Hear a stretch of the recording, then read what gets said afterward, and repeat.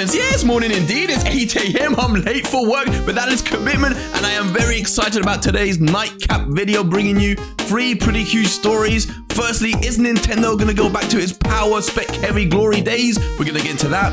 Is GTA 6 coming over to the Switch too? Very exciting. We're going to get into that. And lastly, Mario's Elephant took on New York's Spider in the UK charts. Who came out on top? We're going to get into that also. But before we do, if you like what you see, you like the content, then why not consider hitting that like, subscribe, and that bell? Helps us out. And then, as I always say, pull up a chair right there and sit with us as we do indeed get into today's first story, which is GTA 6 coming over to the Switch too, because that is the confirmation or statement made by notable leaker and editor-in-chief of Brazilian publication Universo Nintendo.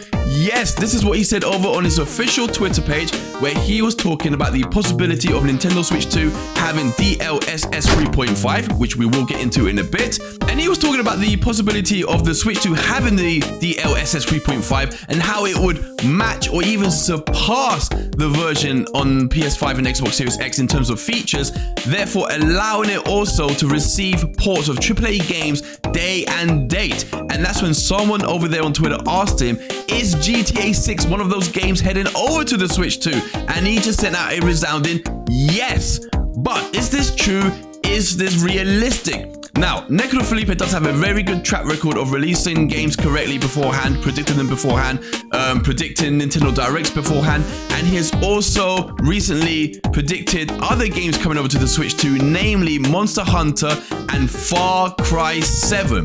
Now, in the case of Monster Hunter, I can definitely get on board with that. I can believe it. Capcom regularly releases games in that franchise over on Nintendo hardware, and it does very well for themselves and Nintendo.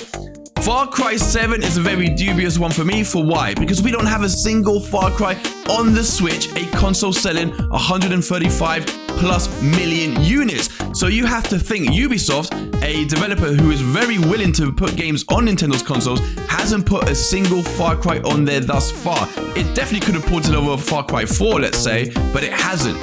Is that because it doesn't believe that the audience is there for that?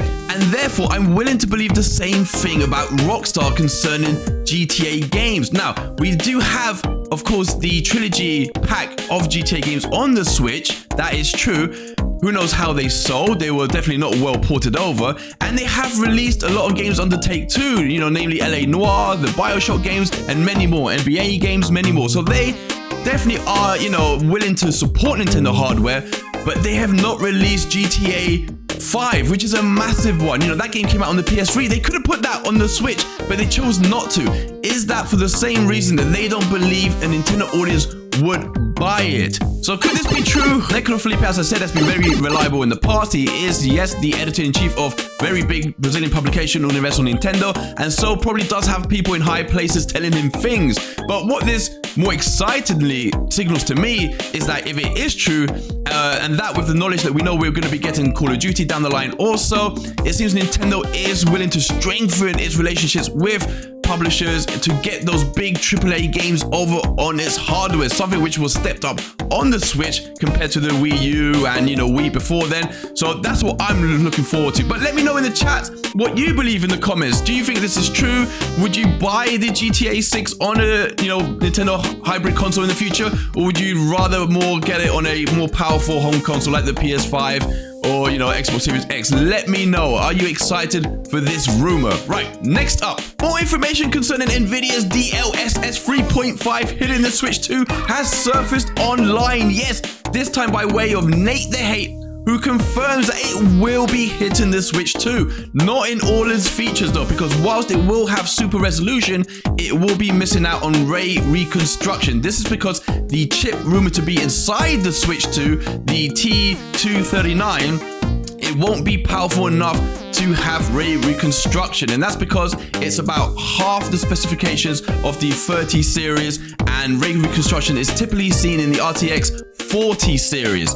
So it won't have all the features, but nonetheless it will also have an array of impressive features as I said, including that super resolution. So this is just building more and more to the rumors that we're hearing that the Switch 2 does indeed seem to be quite the powerhouse. We did hear that it's going to have 12 gigabytes of RAM, making it more powerful, or at least have more RAM than the Xbox Series S. Could this be true though? I don't know if I believe this, because Nintendo just is typically not into the power game. Doug Bowser himself, the Nintendo president of America, stated that Nintendo is less interested in specs and more interested in what happens once players start engaging in the gameplay experience. And that's what Nintendo has always been about. Even in the past, when they've stated that we would be excited at the power of their consoles, let's not forget Iwata when he was talking about the power of the original Wii, talking about how, you know, once we saw it, we would say wow, and of course it was basically just two GameCubes duct taped together.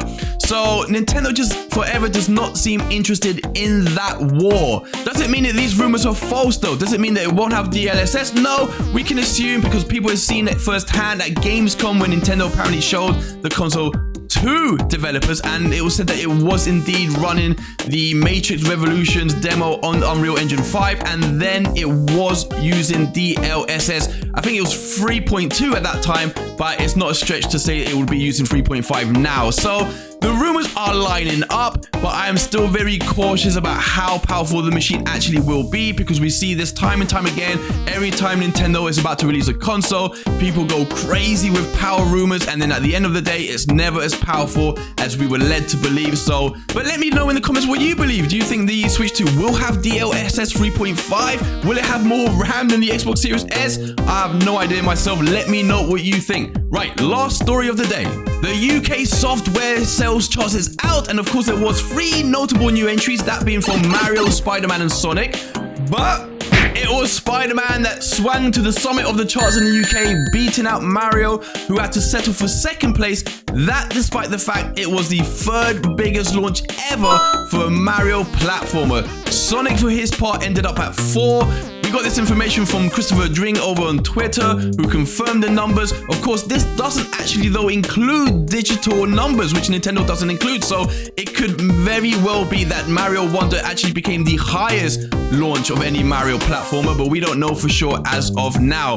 For its part, Spider-Man did get to the top, but it sold around 20% less than God of War Ragnarok. For its part, Spider-Man 2, according to Christopher Dring, actually outsold Mario Wonder comfortably, but it sold around 20% less copies than God of War Ragnarok in the UK. But there you have it. Those are the sales numbers in the UK. We don't actually have the numbers for Japan or America yet. That would be very interesting to see.